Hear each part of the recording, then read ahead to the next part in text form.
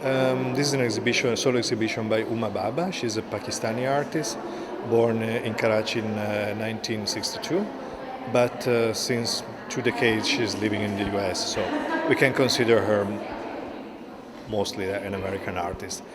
Yeah, she's been studying at the Rhode Island School of Design, and afterwards she's been living in New York. Basically, her work is very much influenced from her roots, obviously, but also from the visual culture that she kind of experienced also in the Western world. And the project that has been presented here, it's particularly interesting also because it's been entirely produced and conceived in Berlin. Since the artist received the residency from the American Academy, and so that allow her to kind of research and found material in a place. So let's say that this is really like a show conceived and displayed in Berlin, and most of the material also locally found, and the whole concept of the exhibition has been developed here during this day.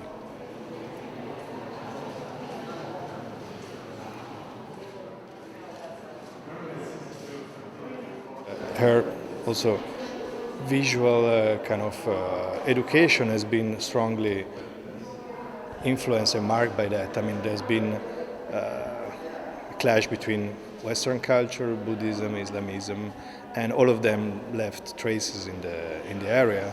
And so you can see, like, I mean, for example, here there's in this work in particular, and as the other one made out of cork and polystyrene, you can see that all the works are kind of starting from a sort of architectural configuration, as it was, for example, also for the archaic Greek or also in the Egyptian. So where the sculpture became like a sort of architectural decorative element.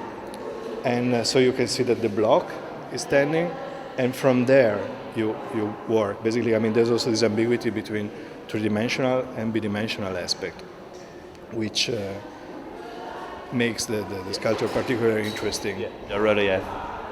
Yeah, the relief, but also the idea of the peculiarity of the material, the treatment of the material, and the addition of pigments and colors. So you can really work on a very different level.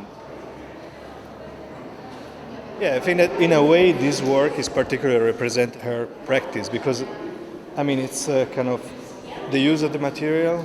I mean, the selection of the material is basically discarded industrial material, something that is just thrown away, and she kind of recovered that, and she connects to kind of elements of the history of art. For example, this work can be seen as a sort of reinterpretation of the representation of Laocoon. So it's this kind of Greek mythology, and I mean, it became also one of the most important sculpture of the Italian Renaissance. I mean, it became like a sort of reference point for all the artists that were working in Rome at the beginning of the 16th century. So this one is a formalization also on a symbolic level, because you see that there's this larger tire, is like a track tire that can be seen as basically the body of the Laocoon, and the other smaller elements that they're like bicycle or bikes that becomes like the snakes that were kind of suffocating the body of the main character. So there's also this dramatization of the material, but at the same time like opening and showing the interior of this industrial material, also the physicality and the pattern and the materials that are composing that are kind of made visible, and basically they create a sort of unusual beauty.